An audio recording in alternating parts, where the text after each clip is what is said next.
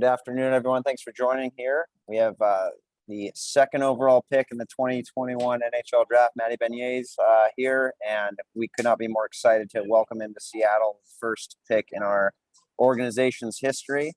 A quick reminder, if you can please use the hand raise function if you'd like to ask a question, and if you could please have your mics muted unless you're actively asking a question. We can keep things as clear as possible. With that, let's start things off with Ryan Clark. Matty, first of all, congratulations and welcome to Seattle. Second, for you, when did you know that this was going to happen? Did you have a feeling maybe the night before? Was it earlier today? Or when did you kind of know that you're going to be joining the Kraken? Honestly, you never really know. Anything can happen on draft night. I definitely liked the Kraken a lot, doing the interviews with them, and kind of throughout the whole process, I liked them a lot. I thought they liked me a lot too, kind of going through, and they were talking to a lot of my old coaches, my trainers, my PT guys, like a lot of different people they reached out to. So I kind of got a feeling from that. Obviously, wasn't sure, wasn't set in stone, and wasn't really sure, but I'm ecstatic that that ended up to be the case. Jeff Baker.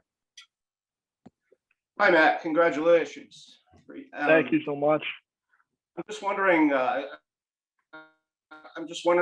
with what you went through at Michigan this year, how do you feel you developed as a player, and how ready do you feel you are to play, against professionals in the NHL? I know you had some time at the World Championships. I'm wondering, between that and your time at Michigan, how you feel it improved you as a player. Yeah, for me, I think it was a lot of pace at different levels. At Michigan, the pace is faster. Then going to World Juniors to get a faster pace, and then going to Men's Worlds, even faster. Every level, there's different things. I think for me, it was kind of seeing where I fit when I was at each level. I think at each, it was kind of pretty good confidence and kind of a good feel of where I was at and how far I was from kind of playing in the NHL if I could. And I think I did pretty well in World Juniors, at Michigan. Obviously, Men's Worlds was a little harder, but I think it was a good kind of mark for where I was at and what I needed to do. I think for me, it's continue to get bigger and stronger. I think that's something I focused on a lot at this year at Michigan, and along with trying to score goals, produce more offensively, along with kind of playing my two-way game. So, I think I'm not totally sure how far out I am, but I think I'm pretty close, and I think just keep working hard, and I'll be there soon enough. You've talked before about going back to Michigan for another season. I'm wondering what you feel that'll do for your progress, and how necessary you think that is. Honestly, I really don't know exactly what the best thing is for me next year, whether it's going back or going to play for the Kraken. Obviously, I think that'd be really exciting to go play for the Kraken. I think going back another year, just keep building the confidence. And, I think a big thing is, not having a real year last year, not playing a full schedule, kind of getting kicked out of the national championship. Those are things that, I want to have a real year. I want to try to make a run at the national championship. Obviously, if that's not the best decision for my development and me as a hockey player, then so be it. But I think those are kind of some perks that something I kind of want to do. So, but I think at the end of the day, it's kind of what is the right thing for me to do as a hockey player and as a person. Thank you. Thank you. Tim Booth. Hi, Matty. Congratulations. You and Owen are the first two teammates to go 1-2 in the draft in more than 50 years. I guess big picture, what does that sort of mean? And then along with that, what goes into the process of for you deciding whether you do go back to Michigan for another year, or if you join the Kraken?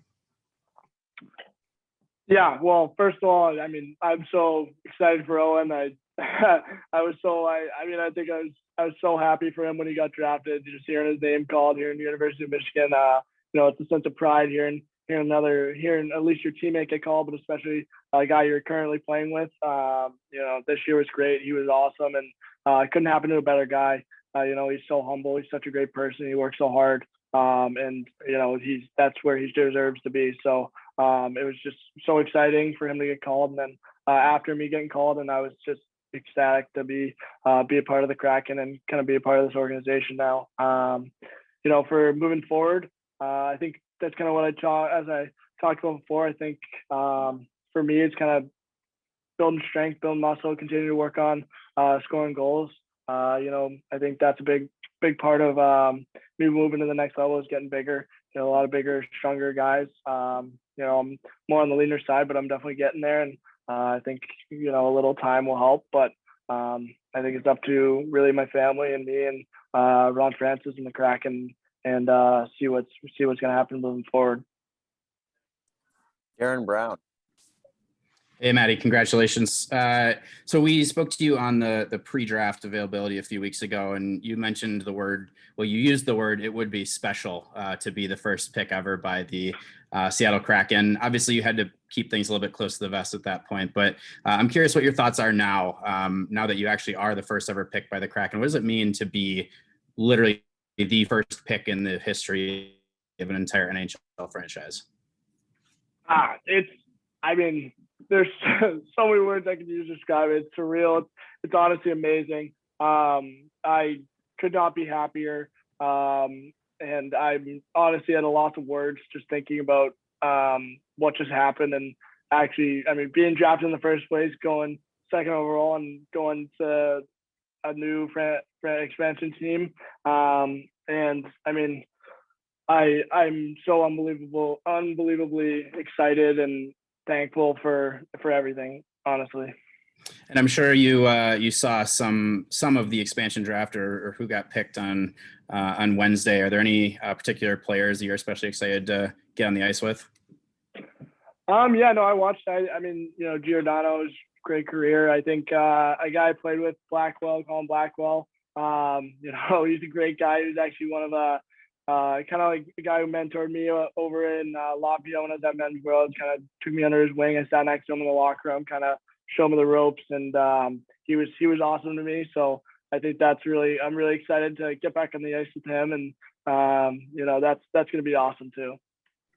Thanks, Matty. Thank you. Luedeke.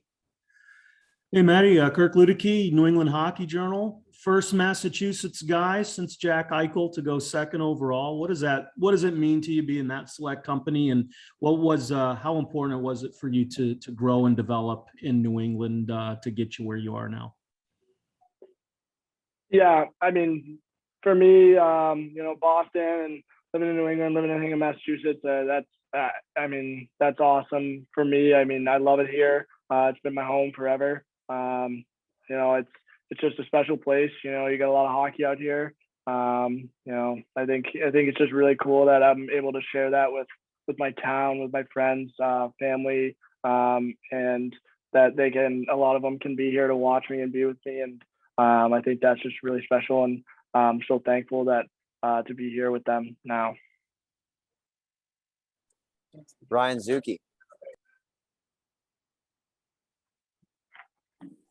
Hi, Matty. I just wanted to kind of get what type of messaging was going on between you and some of the other Michigan guys leading up to the draft, and how much messages have you exchanged since they were drafted as well? Not many since we've gotten drafted. I don't know if they're on their phones. I sent them a little text. They'll probably see it with the other hundreds of texts they're getting right now. But I'm sure we'll talk tomorrow. Before, it was really, honestly, really calm. We were FaceTiming throughout the day, being like, "Oh, like, what are you thinking? Like, how you doing?" Ken and Noah were both pretty calm. It was kind of a regular day. And once later in late afternoon hit, then they started to really kind of focus in on it and be like, "Oh, wow, this is today." But I think for all of us, it was a pretty normal day. Go to workout, skate, and kind of do your thing. And then once the night hits, you start to focus in and get excited. But I think they handled it well and weren't too nervous, not too many nerves, and just enjoying the moment. So happy for them too. Chris Daniels.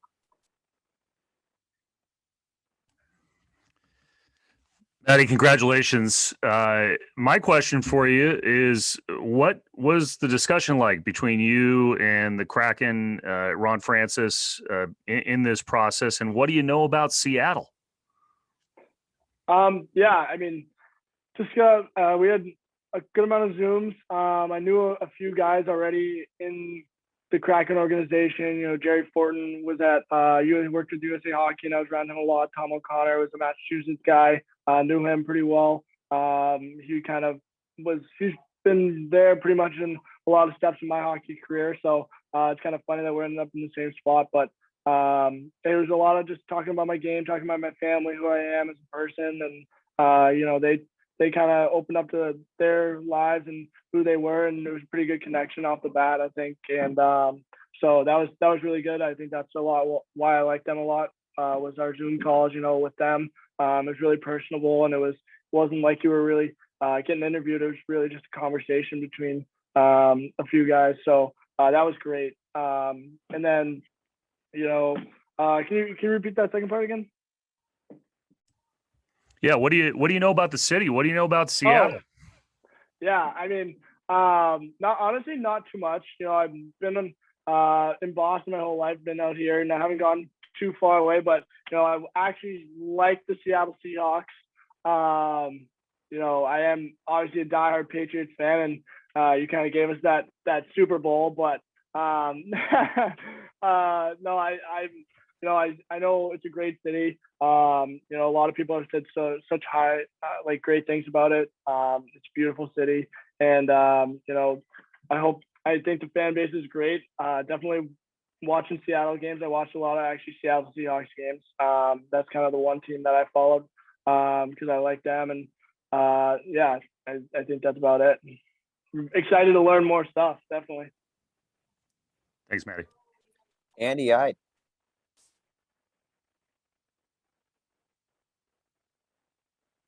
Andy.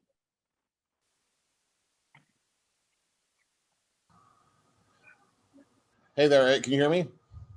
Yep. Okay, congratulations. There's been a lot of talk from the scouts about your leadership abilities. What does that mean to you? What does it mean to be a leader in your mind? Yeah, first and foremost, grateful that other people kind of see me as a leader. I think for me, it's just being a guy that people can approach.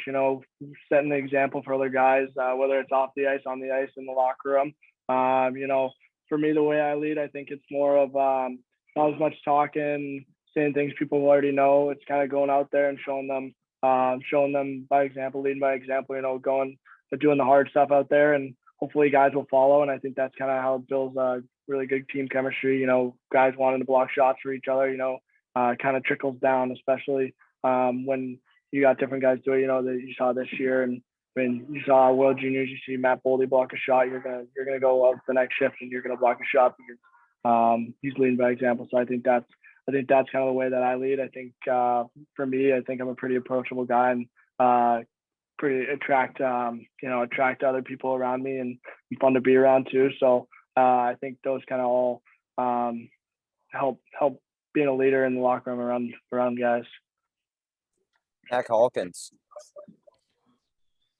Hey, Matty, hard-hitting question here. It said on the broadcast that you're a dermatology guy who is a big fan of Dr. Pimple Poppers. How did that interest come to be? Yeah, honestly, I don't know. I watched the show, watched all that stuff. I've always been into medical stuff. Kind of switched around, kind of bounced around. I wanted to be a vet for a while. Loved animals, and I've always just loved the sciences and like chemistry, physics, that kind of stuff.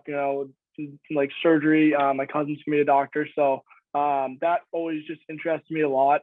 I watched your show a few times. I thought it was pretty funny and cool. So that's kind of how I was like, oh, dermatology would be cool. And I think I brought that up a few times and people loved it. So loved hearing that I actually like that, because a lot of people don't like it. So I think that's just how that came to be.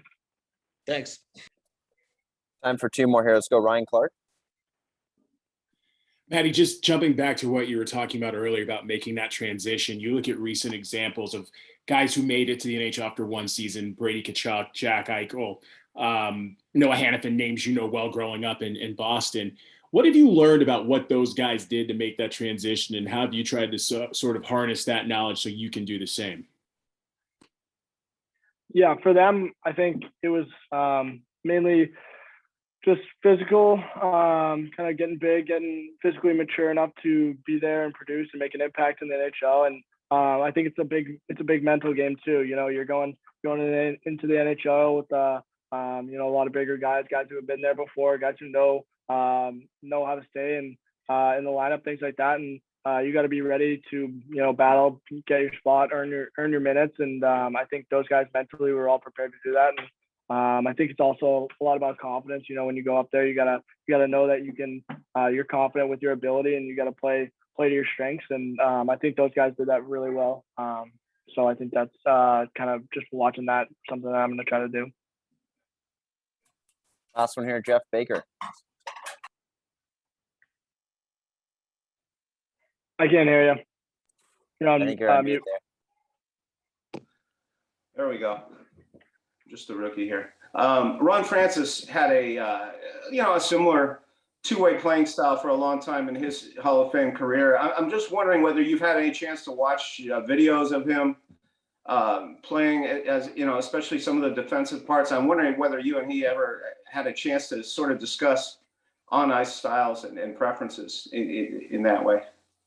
Honestly, we haven't talked about it much. I just know from when he played and who he was as a player that he kind of, I guess, represent kind of the way that he played.